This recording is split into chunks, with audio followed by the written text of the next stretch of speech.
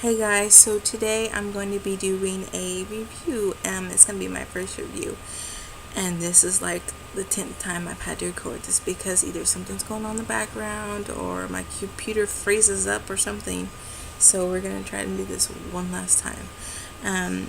The book I'm going to be reviewing is called Archer's Voice. I don't know if that's going to adjust. It's by Sheridan. And this book is about a young girl named Bree Prescott, and she is getting away from her hometown, and she's moving to this little isolated town right by the lake in Maine. And she just gets up one day, and she's trying to get on with her life. So she packs up her dog and she just kind of leaves. She doesn't tell anybody where she's going, how long she'll be gone, if she's coming back. So she moves to this town and she's, getting settled in.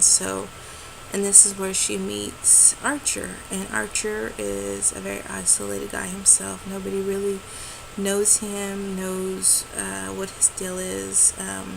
He kind of keeps to himself. And one day they meet, and Bree tries to start a conversation with him, and he's not. He's acts kind of shy and kind of off. So he doesn't say anything to her. So she's kind of confused and kind of hurt because she doesn't know if she's done something wrong to offend him or anything. So she's kind of curious when they leave.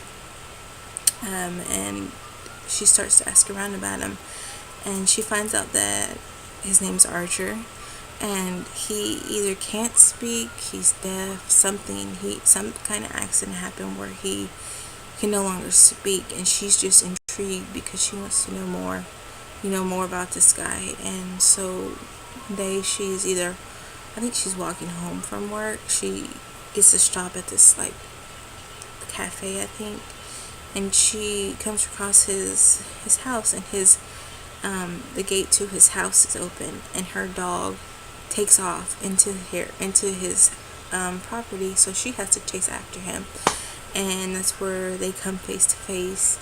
And he's kind of quiet again, and she starts to sign to him, use sign language, and he's kind of taken back because he has not been able to communicate with people for so long, and he's finally found somebody he can communicate with because Bree's father was deaf, so that's how she knows sign language. And they form this bond because it starts as a friendship, and they are both so wounded and have horrible things that have happened to each other. And it's just their friendship is so beautiful that it's really great. And Bree is one day she gets a phone call saying that she needs to identify if she can identify the guy that shot and killed her father all those months ago, that she's trying to put behind her. So she has to take this trip back to her hometown. And Archer and Bree's friendship is starting to blossom. So she goes back home, and she identifies this guy. It's just a face that she will never forget. And so she comes back, and things with Archer are moving forward, and they're learning more about each other. And there's this one scene where he finds little things about her that he remembers that are just, she doesn't think that he remembers these, but she has a thing with like potato chips that when they're folded up, that's her best chips. So she is at his house, and he brings her a bowl of folded potato chips. So that there, she's like, she's confused because it's the whole bowl, and he tells her, "Isn't that what you like?" And she's kind of taken back because the little things that he notices about her are very significant because her feelings for him are getting deeper and deeper, and it's beautiful.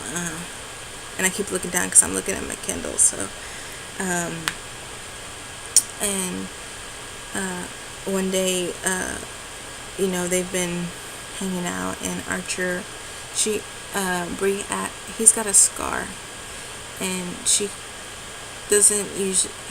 not too upfront about asking him questions about his past because she doesn't want to push him away. But one day she finally gets the courage to ask him what happened to him, and we find out that he was shot, and he was shot by his uncle, and he found out that his uncle was actually his dad because Archer's mom was in love with both of the brothers. It's complicated, but so his mom decides she just wants to get away, so she wants to take Archer and Archer's dad. They want to leave, and so they get into this big, argument trying to leave town. So that guns are pulled out.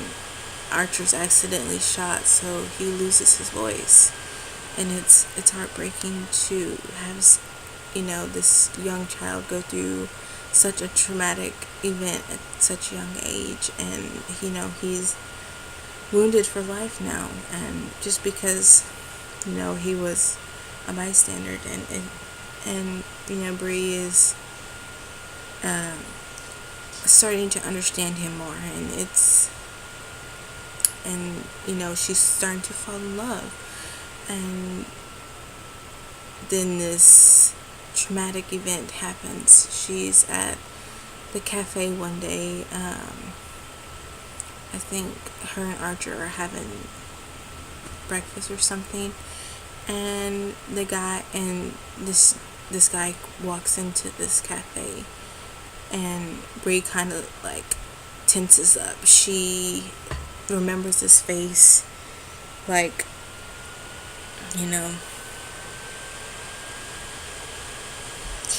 she can never forget this face, and she comes face to face with the guy that murdered her father. So Archer kind of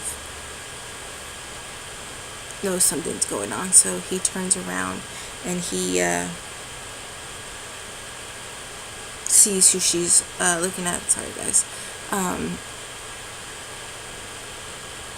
And this guy pulls out a gun, and he aims this gun at Bree, but Archer, the gun goes off, and Archer steps in front of Bree, and it's like, that's the point where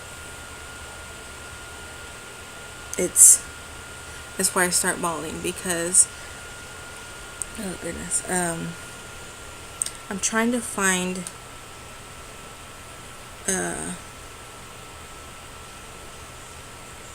I cannot find the